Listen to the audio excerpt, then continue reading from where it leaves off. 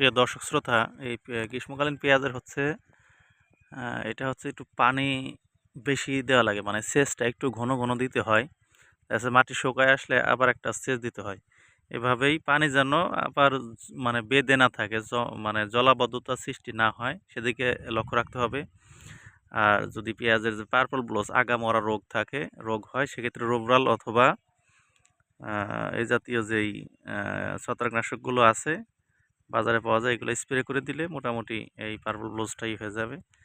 আবার এক্ষেত্রে আবার থিওবিট স্প্রে করা যায়। এটার সাথে দেখা যাচ্ছে কনফিডর বা ইমিটা বা টিডো বা এ জাতীয় যেই কীটনাশকগুলো আছে সাথে একটা স্প্রে করে দিলে দেখা যাচ্ছে যে যদি কোনো থ্রিপস পোকা থাকে, জাপ পোকা থাকে, এ জাতীয় পোকাগুলো চলে যায়। সেক্ষেত্রে পেঁয়াজের জন্য খুবই ভালো হয়।